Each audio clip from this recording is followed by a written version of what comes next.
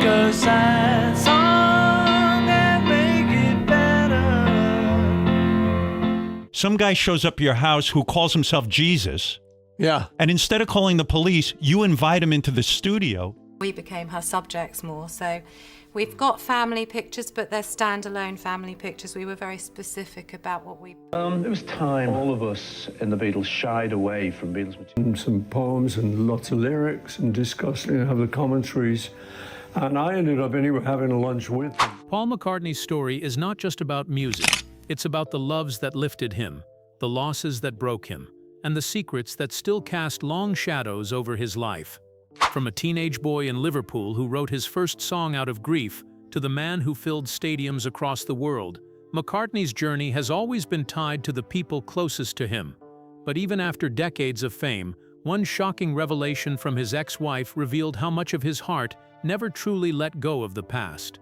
It left fans asking, can a man loved by millions still be haunted by just one? Paul McCartney was born on June 18, 1942 in Liverpool, a city still scarred by war. His mother Mary worked as a nurse and midwife. His father Jim was a man of many trades who once led a small jazz band in the 1920s. Music filled their modest home, but so did hardship. Liverpool's working-class spirit was about survival, and for the McCartneys that meant making do with very little. Yet even in the darkest times, Jim's love for music stayed alive. He showed young Paul how to play by ear, encouraging him to experiment on the family's upright piano. That piano would later inspire one of Paul's most enduring songs, When I'm 64. But life in Liverpool was not just about music, it was about resilience. In 1956, tragedy struck when Mary died after surgery for breast cancer. Paul was only 14, and the loss cut him deeper than words could express. Years later, he admitted that songs like Yesterday carried whispers of his mother's memory. Grief became a hidden thread in his writing, shaping the heart of his melodies and giving his music an intimacy that millions would connect with. Paul's father tried to fill the void, gifting him a trumpet for his birthday, but Paul wanted to sing as well as play. A trumpet did not let him do both, so he traded it for an acoustic guitar. At first it seemed impossible. He struggled with the right-handed strings, but one day he saw a photo of American singer Slim Whitman holding his guitar the opposite way. Paul realized he could flip the strings to suit his left hand. That simple adjustment changed everything. Soon he was writing songs of his own, the very first being I Lost My Little Girl, a song born directly out of his grief for his mother. Liverpool schools were not glamorous, but fate often hides in ordinary places. On the bus to the Liverpool Institute in 1954, Paul struck up a friendship with George Harrison, another boy obsessed with music. Their bond grew strong, with late-night conversations about chords and riffs becoming the foundation of a partnership that would echo through history. Still, Paul's father worried. When Paul later met John Lennon, a rebellious teenager with sharp edges, Jim warned that this new friend might lead him into trouble. But Paul was drawn to John's energy, and together with George, they began shaping something raw, loud, and unstoppable. Nights at 24th Lynn Road, filled with guitars and voices, hinted at what was coming. Even before the world knew their names, the sound of the Beatles was already being born in the cramped living room of a small Liverpool home. By the late 1950s, Paul's talent was impossible to ignore. He had the ear for melody, the discipline to practice, and a growing confidence that set him apart. When he crossed paths with John Lennon's skiffle group, the Quarrymen, the connection was instant. Paul could tune a guitar in seconds, play 20-flight rock without hesitation, and even knew the tricky chords that most teenagers struggled with. John, sharp-tongued and skeptical, recognized something rare in Paul, a partner who could match his ambition and sharpen his edge. Jim McCartney may have warned his son about Lennon's rebellious streak, but Paul was not looking for safe friendships. He wanted fire, and John brought it. The Quarrymen quickly outgrew Liverpool's small dance halls, and opportunity came knocking in the form of Hamburg, Germany. For most kids their age, traveling abroad was unthinkable. But for Paul and his bandmates, Hamburg was baptism by fire. The Reeperbahn smoky clubs were tough training grounds where audiences expected grit, stamina, and raw energy. Sets stretched for hours, forcing them to play until their voices cracked and their fingers bled. It was not glamorous. Their lodging was cramped, money was scarce, and nights often bled into mornings. But Hamburg turned the boys into hardened performers. Paul learned how to command a stage, how to read a restless crowd, and how to survive the chaos of nightlife that mixed music with temptation at every corner. What they gained in Hamburg was more than stagecraft. It was endurance. By the time they returned to Liverpool, the Beatles were not just another local band. They were a force, sharper, louder, and more confident than ever before. These experiences gave Paul a new toughness, something that balanced his natural sweetness with the edge he would need for the storms ahead. As Paul's music world expanded, his personal life grew just as dramatic. In 1959, at Liverpool's Casbah Coffee Club, Paul met Dorothy Rhone. She was just 17, worked a modest job as a bank clerk, and carried herself with a confidence that caught Paul's eye. To her friends, she was Dot. To Paul, she quickly became something more. Their romance escalated fast. Paul, still a teenager himself, began shaping Dot's style. He would buy her dresses, suggest makeup choices, and even paid to have her hair styled like Brigitte Bardot, the glamorous French actress he and John Lennon admired.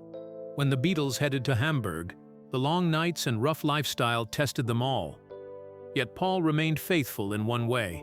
He wrote Dot letters almost daily. In cramped German apartments, after grueling 6-hour sets, he would still take time to put pen to paper. For a girl back in Liverpool, these letters meant everything. And when Dot later visited him in Hamburg, Paul treated her with unusual tenderness.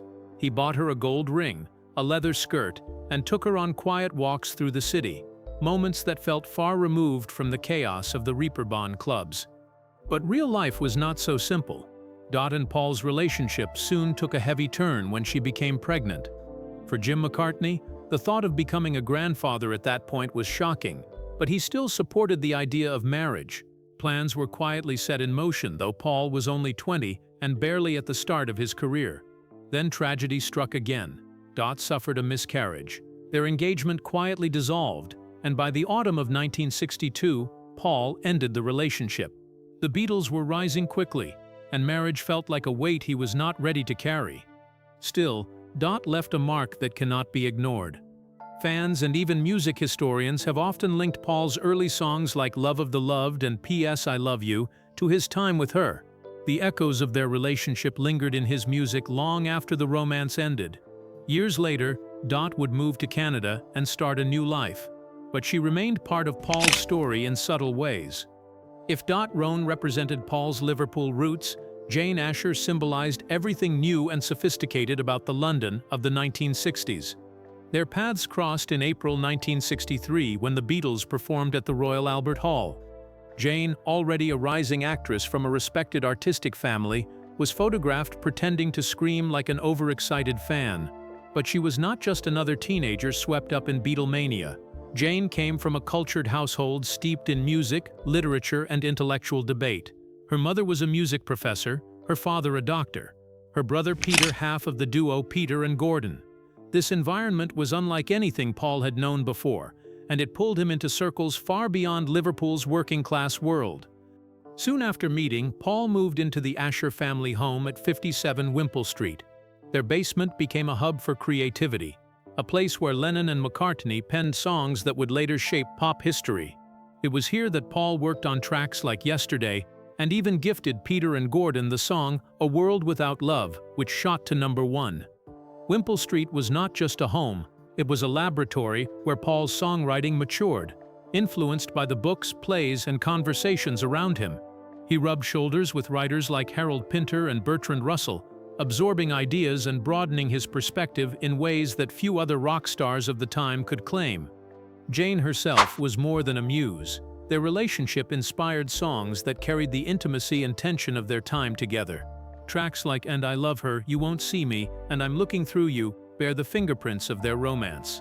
The passion, the distance, the frustration of two ambitious young people trying to balance love with demanding careers. Yet Paul was always restless. By 1965, even as he and Jane remained close, he bought his own house on Cavendish Avenue, a 3-story Regency home that allowed him independence from the Asher household.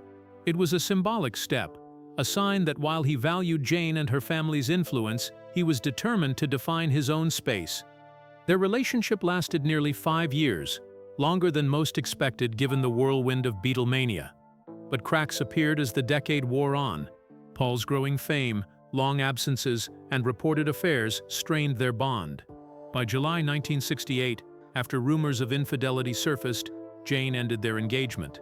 True to her character, she never spoke publicly about the breakup, handling it with grace while Paul quietly moved on. But the legacy of their time together remained, captured forever in the music he wrote during those pivotal years.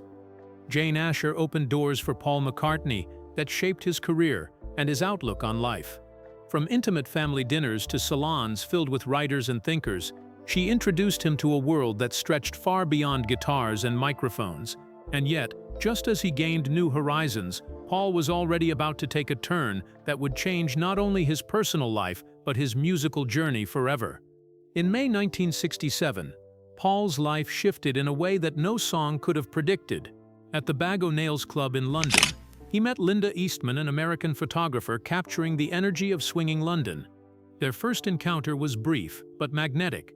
Days later, they crossed paths again, at the launch of Sgt. Pepper's Lonely Hearts Club Band, and by the end of the year, fate seemed to keep pulling them together. Linda was not a starstruck fan. She was an artist in her own right, known for her candid photographs of rock's biggest names. For Paul, who had grown weary of superficial adoration, Linda's grounded warmth was irresistible. By March 1969, their relationship culminated in a quiet civil ceremony at Marylebone Town Hall. It was far from the glitz of a Beatles production. Simple, understated, and deeply personal. Linda was 4 months pregnant with their daughter Mary, and Paul stepped into a ready-made family by adopting Heather, Linda's daughter from her first marriage. In time, they would add Stella and James, building a household that was both chaotic and full of love. Unlike his earlier romances, this was not about appearances or fleeting passion. Linda became Paul's anchor at a time when the Beatles themselves were falling apart. She did not just stand beside him, she joined him. Paul taught Linda to play keyboard, and before long she was on stage as part of Wings. Critics often scoffed at her musicianship, but Paul never wavered. To him it was not about technical skill, it was about togetherness. Wings went on to top charts and sell out arenas, proving that their bond extended beyond private life and into the music itself. Their marriage became legendary for its closeness.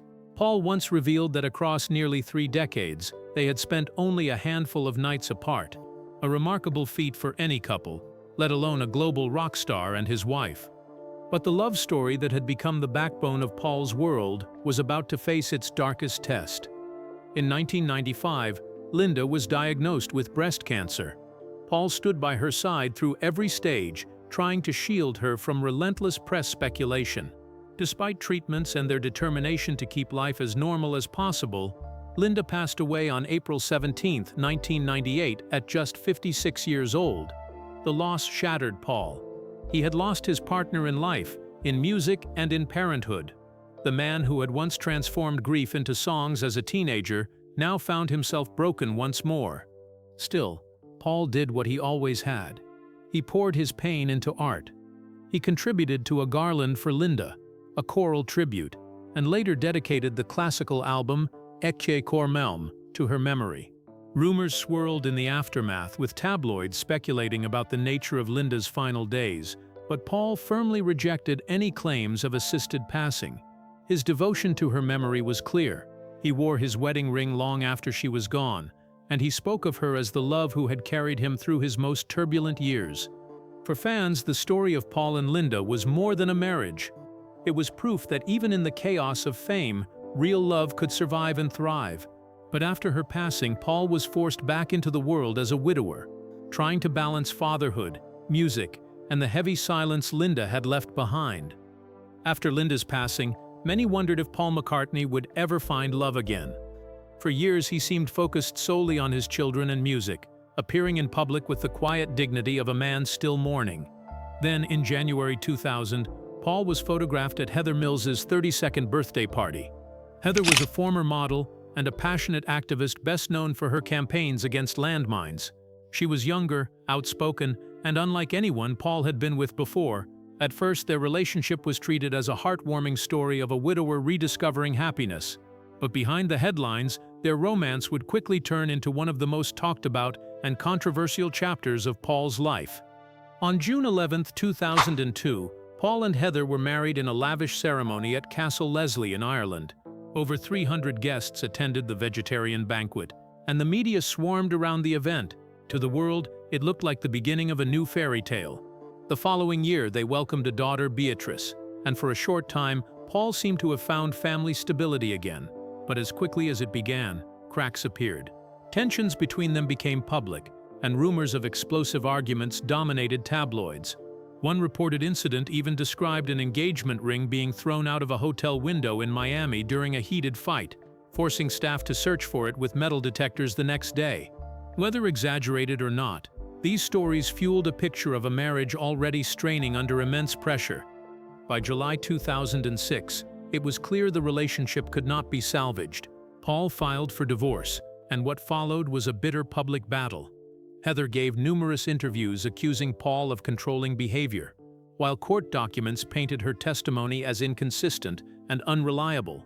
In March 2008, a judge granted her a settlement of £24.3 million, far less than the amount she had sought. The judge also publicly noted that Paul's evidence was more honest and consistent than hers, a rare moment where the court record seemed to side firmly with McCartney.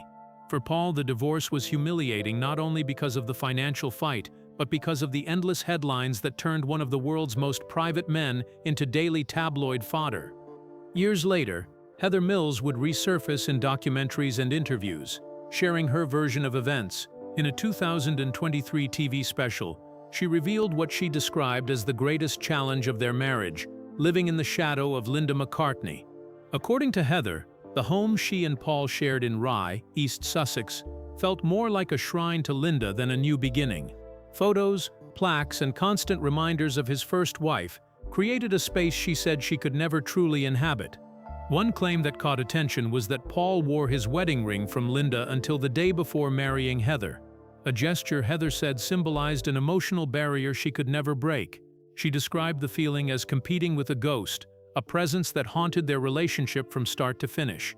Whether these accounts were shaped by bitterness or honest reflection, they highlighted something deeper about Paul McCartney. For all his charm and resilience, he was a man whose heart had been permanently marked by love and loss. Heather may have hoped to write her own chapter in his life, but the ghost of Linda seemed to loom too large, and the weight of that grief ultimately made moving forward nearly impossible. After the stormy end of his marriage to Heather Mills, Paul McCartney seemed determined to step away from drama. The tabloids had feasted on every detail of his divorce, and for a man who had always valued privacy, the ordeal was exhausting. That's why his next relationship took many by surprise. In 2007, Paul quietly began dating Nancy Shevell, a New York businesswoman who lived a very different life from the models and actresses often linked to rock stars. Nancy was not chasing the spotlight. She already had her own career as vice president of her family's transportation company. She was successful, independent, and more importantly, grounded. Their romance did not begin with a media splash. Instead, it grew slowly, far from the public eye. Nancy was also no stranger to hardship. She had battled breast cancer herself, and that personal resilience resonated with Paul, who had walked through Linda's illness years before. Friends close to them described Nancy as steady and calm, someone who offered Paul companionship without chaos. After decades of being surrounded by screaming fans and endless headlines, he finally seemed to have found someone who valued peace over spectacle. By May 2011, Paul proposed, and on October 9th of that year, they were married in a simple ceremony at Marylebone Town Hall, the same place where he had wed Linda more than 40 years earlier. This time, there were no grand castles or extravagant guest lists, just close friends, family, and a quiet sense of joy. The ceremony also carried another layer of meaning. It fell on what would have been John Lennon's 71st birthday, a reminder of the threads of history that always seemed to weave through Paul's personal milestones. Their marriage was a symbol of second chances and late-life love. Paul even captured the feeling in his music. My Valentine, a song from his 2012 album Kisses on the Bottom, was written for Nancy. It was a simple ballad, far removed from the youthful experimentation of his Beatles years, but it spoke to the comfort of finding love after pain, For fans, it was refreshing to see McCartney smiling again, guitar in hand, no longer weighed down by the battles of the past. Even after decades in the spotlight, Paul McCartney never stopped surprising people. In 2018, legendary producer Quincy Jones caused a stir when he dismissed the Beatles as no-playing musicians and even called Paul the worst bass player he'd ever heard. For most stars, such a jab would sting, but Paul handled it the way only he could, with humor. In an interview with GQ, he recalled Quincy later phoning to deny he'd ever said it. Paul joked that if he had, he would have just laughed and told him to buzz off. It was classic McCartney. Quick-witted, disarming, and unwilling to let criticism define him. And that resilience carried into his music and performances. At an age when most would be quietly retired, Paul continued to command arenas across the globe. In December 2024, he stunned fans with a surprise set at the Bowery Ballroom in New York City, an intimate show that proved he could still electrify a room as easily as he had in the Cavern Club decades earlier. His Got Back tour reminded audiences that McCartney's connection with fans was as strong as ever, blending Beatles classics with solo gems that spanned his unmatched career. And now, at 83, he's still not slowing down. His 2025 North American leg is already on the horizon, promising another wave of unforgettable nights for fans both old and new. Paul's life proves that legends are not defined only by their greatest hits, but by how they endure when the spotlight dims. Love, loss, scandal, humor. He's faced it all, and still steps on stage with the same smile and the same drive that made him a Beatle in the first place. His story is far from over, and if history tells us anything, it's that there will always be another song, another show, another secret waiting to be revealed.